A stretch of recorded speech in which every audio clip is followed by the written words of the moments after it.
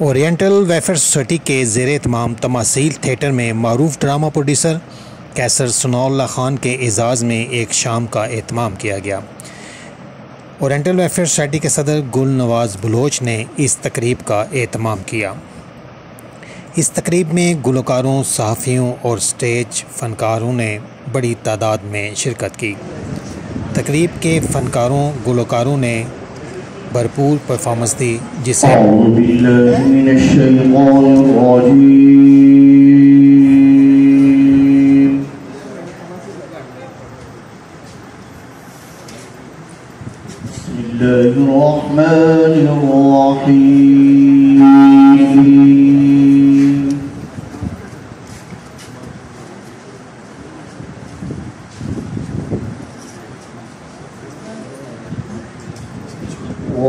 वलक़द कतबना फ़िज़्ज़बूर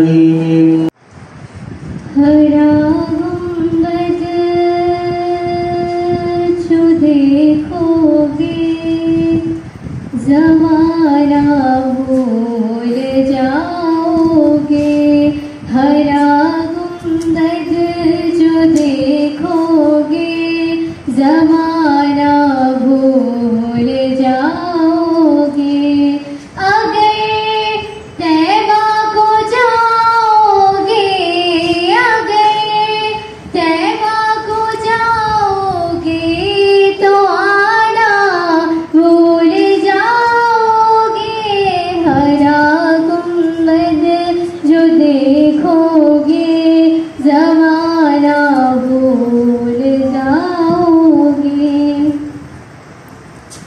ना इतराज़ ज़्यादा चाँद तारों अपनी रंगत पर, ना इतराज़। आप तमाम दोस्तों का बेहद शुक्रगुजार हूँ कि आप लोगों ने अपनी मसरूफियत में से टाइम निकाल के यहाँ पे शिरकत की। जहाँ तक आगे कैसर सनाउल्लाह साहब के आज की शाम करने का मकसद क्या है, जैसे आप तमाम लोग थिएटर देखने वाले हैं तो आप लोगों ने थिएटर में देखा कि किस तरह पहाड़ी होती है। लेकिन कैसर सनाउल्लाह साहब ने जब से ये थिएटर संभाला है, इस तोहफे में आए हैं, तो उन्होंने थोड़ा थोड़ा बेहतरी करते करते अब मेरे ख्याल में तमासील थिएटर ऐसा थिएटर है जहाँ पे फहाशी बिल्कुल नहीं होती। तो ये इनका क्रेडिट है और मैं इनको क्रेडिट भी पेश करता हूँ। मैं छोटे छोटे प्रोग्राम करने वाला बंदों का खुद इस चीज़ का एतराफ़ करता हूँ, लेकिन मैं 3 माह इस प्रोग्राम के लिए कैसर सनाउल्लाह के साथ राब्ते में रहा हूँ, लेकिन उन्होंने कहा यार कोई ज़रूरत नहीं, ये काम तो करते रहे। लेकिन मैंने जिद की, मैंने कहा नहीं, मेरा अपना एक शौक है कि मैं आपके साथ में प्रोग्राम करना चाहता हूँ। तो उनकी मेहरबानी है कि उन्होंने मुझे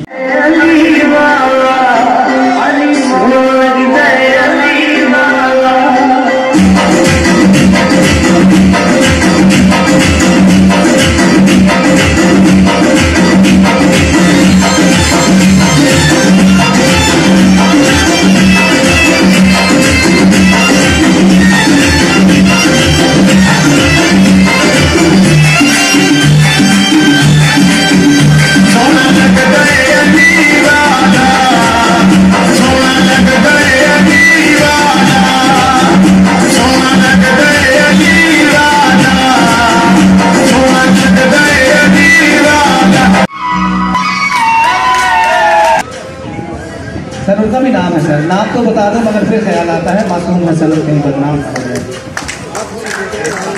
आज तक जो आवाज़ें पहुंचती हैं वो म्यूज़िक के थ्रू, जो भी वोकल अगर पहुंचता है तो उसमें साउंड ऑपरेटर का मेजर रोल होता है। जनाब रज़ा खान साहब, मशहूर नामी है सर रज़ा खान साहब।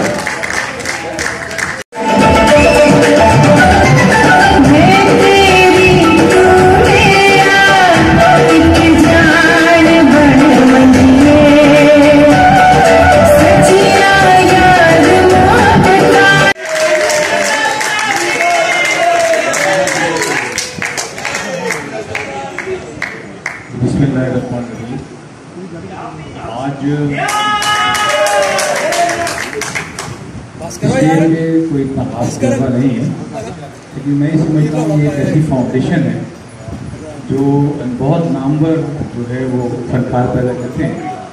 और कैसर सनाउल्लाह खान साहब ने जितनी मेहनत और जितने पेशेंट के साथ ये काम किया तो मैं तो हैरान हो गया हूँ कि अल्हम्दुलिल्लाह उन्होंने 300 से ज़्यादा ड्रामे लिखे हैं। और एक ड्रामा भी जो है ना वो इंसान की शख्सियत को निखारने के लिए बहुत बेहतर होता है। तो जितनी मेहनत और लगन उनकी शामिल हुई है तो वो नाकाबिले मैं बयान नहीं कर सकता हूँ कि कितनी मेहनत उन्होंने की होगी। फिर छोटी सी बात, ये स्टेज पे जो बच्चियाँ अभी आई हैं इन्होंने बड़े मेकअप किए, बड़ा तैयार होके आई हुई, लेकिन इनके चेहरों के पीछे एक दर्द है, इनके पीछे एक दास्तान है। ये आपको इंटरटेन तो कर रही हैं लेकिन इनके पीछे एक दास्तान ऐसी है जो ये छुपा के यहाँ पे आपके सामने आपको इंटरटेन कर रही है। इनके दर्द को समझे, इनकी परेशानियों को समझे और उनकी मजबूरी को समझे कि कोई किस तरह से आके ये सब कुछ कर सकता है। ये वो मजबूरियाँ हैं इनकी, ये वो परेशानियाँ जो यहाँ तक लेके आई हैं। इनको दाद व तहसीन ज़रूर दें लेकिन जुमले इनके लिए ऐसे मुनासिब इस्तेमाल करें जो इनके लिए रज़ियत का बाइस ना बने। और बहुत शुक्रिया आपका कि आपने प्लेटफॉर्म मुहैया किया। बहुत से लोग यहाँ पे और मौजूद हैं, उन्होंने आना है तो मेरे लिए इतना ही काफ़ी। बहुत शुक्रिया, थैंक यू वेरी मच।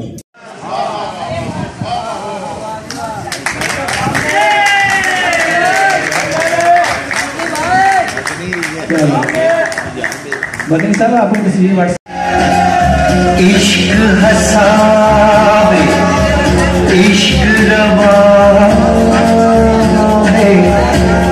नचना इश्क सखावे सेक भी शकदा पत्थर दिल नू एक दिन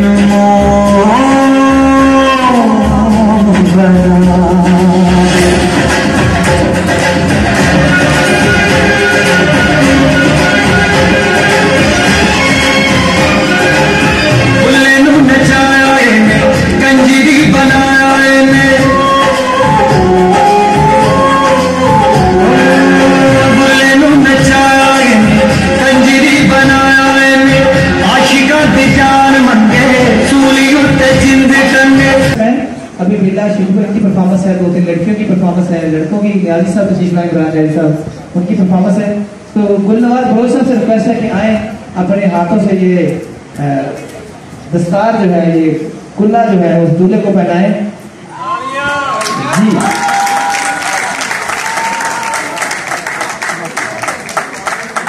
ये गुलनवाज बलोच वाकई बहुत कमाल के काम करते हैं माशाल्लाह से। और आज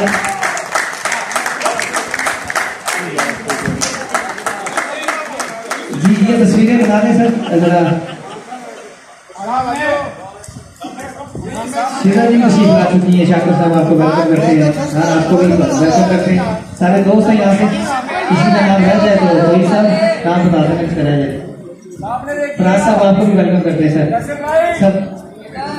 सब तक आपको भी वेलकम करते हैं सर। ठीक है जी, ये ग्रुप फोटो इसके बाद